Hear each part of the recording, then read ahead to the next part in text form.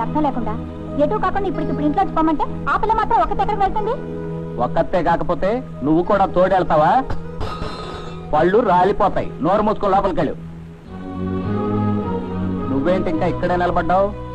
ఆ పోలీసు వాడేదో నిన్ను నెత్తినెక్కించుకుని ఊరెగుతాడు అనుకున్నావు. ఏడి ఇప్పుడు రమ్మను. ఇంకెందుకు వస్తాడే? ఇప్పుడు నీ ఉద్యోగం కాస్త ఊడిపోయిందిగా. అబ్బాయి గారు అసలు రంగు బయటపడిపోయింది. ఆడు ప్రేమించింది నిన్ను కాదే, నీ జీతాన్ని. చెల్లెలి సంపాదనకి ఆశపడింది, అది పోయిందని ఏడిచేది నువ్వురా. ఇంకా చూస్తావేంటి సీత? మాటలు పడుతూ ఇంట్లో ఉండాల్సిన కర్మ నీకు పట్టలేదు. రాపోదాం. బయలుదేరవే నా బంగారు చెల్లి. కాపురానికి తీసుకెళ్ళడానికి కానిస్టేబుల్ మొగుడొచ్చాడు. పోలీసు వాడిని నమ్మకూడదని పెద్దలు ఊరికే అన్నారా? ఇలా కొంపలు ముంచుతారని.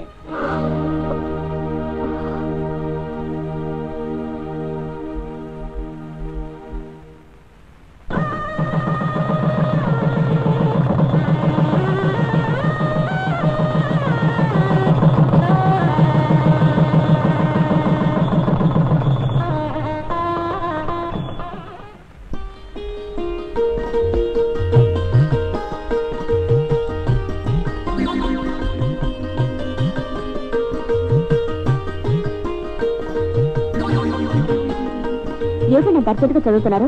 ఏమిటో పుస్తకం? ఇదా వినాయక చవితికి, సత్యనారాయణ వ్రతానికి ఎలాగైతే పూజా విధానం పుస్తకాలున్నాయో అలాగే ఇంగ్లీష్ పెద్ద మనిషి ఒక ఆయన మొదటి రాత్రి పద్ధతుల గురించి ప్రత్యేకంగా ఇందులో రాశాడు. ఇంకో కొన్ని పేజీలు ఉన్నాయి. కూర్చో, వచ్చేస్తాను. అయ్యో, దాన్ని అలా పారేస్తావేంటి సీత? మొట్టమొదటిసారిగా నా జీవితంలో సొంత డబ్బు పోసుకుంది తెలుసా?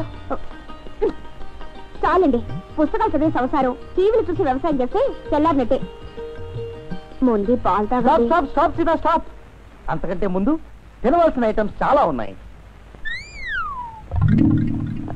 ఏమిటండి ఇవన్నీ? ఇవే ఈ రెండు పళ్ళాలు. ఒకటి మాకున్న పరువు, రెండోది మాకున్న ప్రతిష్ట. ఇవన్నీ మా చిన్న తరహా తెలుగు వర్తక సోదరులు మనకు సమర్పించుకున్న కానుకలు. అసలు ఇవన్నీ ఏం చూసావు? నేను బజార్లో అడుగు పెట్టానంటే దెబ్బకు తోపుడు బళ్ళ వాళ్ళు గజగజలాడిపోతారు తెలుసా అని మీరు అనుకుంటున్నారు. అంతేగాని మిమ్మల్ని చూడగానే మళ్ళీ దాపరించాడు అని అనుకునే వాళ్ళని, మిమ్మల్ని పురుగుల్లో చూసేవాళ్ళని మీరు గమనించరు.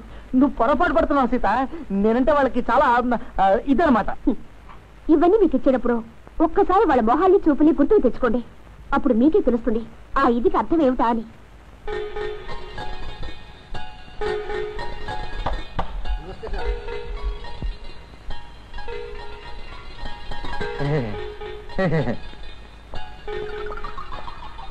మా కానీ పోజ్ ఒకటి.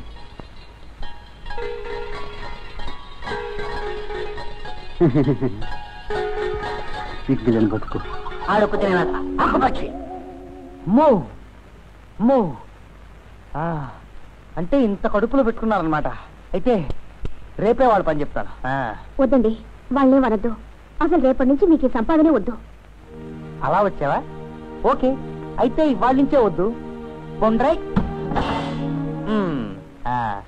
ఇప్పుడు శ్రీమతి గారు హ్యాపీయేనా? కొంచెం కిందకు తెలుస్తా. ఇప్పుడు మా వారు ఎంత మంచివారు. ఇప్పుడు నేను చాలా కష్టపడి శ్రమపడి వెంటాడి మరీ సంపాదించుకున్న ఐటమ్ అవుతుంది. దాన్ని లాగిస్తా. ఏంటన్నది? నువ్వే. ఆహా, నీ గుండెలు ఎంత వేడిగా ఉన్నాయి సీత. పాలు ఇక చాలు. వచ్చేసారా?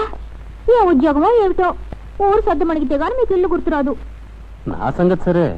ఏమిటి నువ్వు ఇవాళ చాలా స్పీడ్గా ఉన్నావు? ఏమిటి విశేషం? చెప్తే థ్రిల్లే ఉంటుంది, కనుక్కోండి. ఓహో, అదే విషయం. అర్థమైంది. అయితే ఇవాళ శ్రీమతి గారు నగల షాప్ మీద రైడ్ చేశారన్నమాట. అవును, కేసు ఎంత వదిలింది?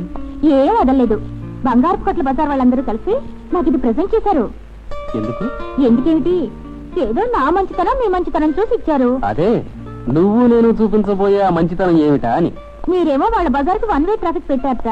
అయితే దాని మూలాన పాప వాళ్ళ వ్యాపారాలన్నీ పడిపోయాయట. అందుకని నిన్ను నా మీదకి ఉసిగొల్పి అరువులు తీసేయించమన్నారు. దానికి నెక్లెస్ లంచంగా ఇచ్చారు, అంతేనా? వాళ్ళేదో అభిమానంగా ఇస్తే దాన్ని లంచం అంటారేంటండి అసహ్యంగా? అసహ్యంగా ఉన్నది నా మాటలు కాదు, నీ పనులు. అమ్మ పెట్టా పెట్టదు అడుగు తినానివ్వదని గొర్రెతో ఒక జీతంతో మీరు కొనలేరు సరే, కాళ్ళ దగ్గరికి వచ్చినారు కాళ్ళ కనమంటారా? అంటే నాకు పరువు ప్రతిష్ట ఏమీ అక్కర్లేదా?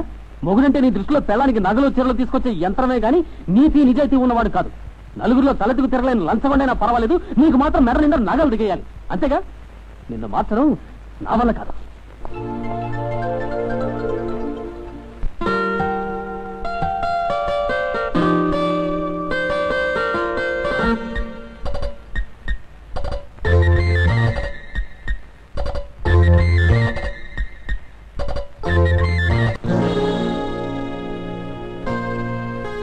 ఏమిటిది?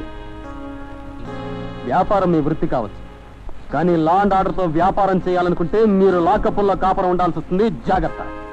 మా రూల్స్ మీకు ఏమైనా ఇబ్బంది కలిగిస్తే మంచిగా మాతో చెప్పుకోండి. అంతేకాని లంచాలతో మమ్మల్ని కొనాలనుకుంటే అది జరగని పని. మొదటిసారి కనుక వదిలేస్తున్నాను. మళ్ళీ ఇలా జరిగితే ముందు వెనక చూడకుండా మక్కలు ఎరగదీస్తాను. Take care. పండే.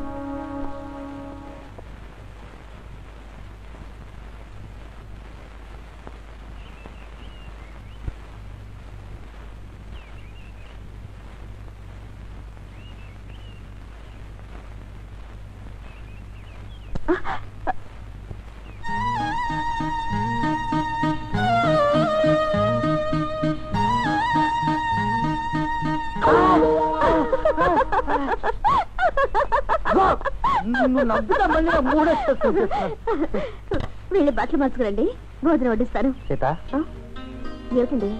పెళ్ళం జేబు సంపాదన చూస్తుంది, తల్లి కడుపాకలు చూస్తుంది అంటారు కదా, మరి నువ్వు అసలు ఆ గొడవే పట్టించుకోవడం ఏంటి? ఏమండి, నేను ఇక్కడికి వచ్చి సంసారం చేయడానికా, నీకు తెలిసిన సామెతలన్నీ నిజం చేయడానికా? అది పాయింటే.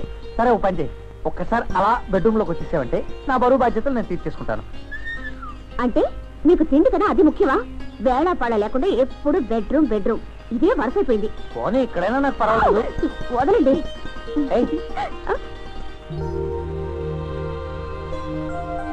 పెళ్ళయ్యాక నాకు వచ్చిన మొదటి జీతం, దీన్ని ఏం చేసుకుంటావో, నన్ను ఎలా చూసుకుంటావో నీ ఇష్టం. జీతం అంతా నాకే ఇచ్చారే. నాకు వేరే ఖర్చులే ఉంటాయి, అంతగా అవసరమైతే నీ దగ్గర అడిగి తీసుకుంటాగా. మరి మీ ఇంటికి పంపక్కర్లేదా? నీకు ఇదివరకే చెప్పానా, మా నాన్నకి నాకు లాఠీ చార్జ్ అయిపోయిందని. ఆయన పేరుకి శంకరయ్య గాని మనిషి మాత్రం ఉత్త తెక్క శంకరయ్య. ఆయన మాట ఆయనదే, సత్యం వదిలిపెట్టాడు. స్టాంపు మీద పోస్ట్ ముద్ర కుట్టినట్టే అనుకో. పెద్దవాళ్ళకి పట్టుదలలుండొచ్చు, అలాగని కన్నబిడ్డ మీద ఎవ్వరూ కక్ష సాధించరు. అయినా మీకు మాత్రం మీ చెల్లెలకు పెళ్లి చేయాలన్న బాధ్యత లేదా? మీరు మటుకు ప్రేమ పెళ్లిని ఊరెత్తే సరిపోతుందా? ఏమిటిది నా మీద? అయ్యో, చాలు చాలు నీ కొట్టుడు. ఇంకా మాట విన్నంటే మొట్టేటట్టున్నావు.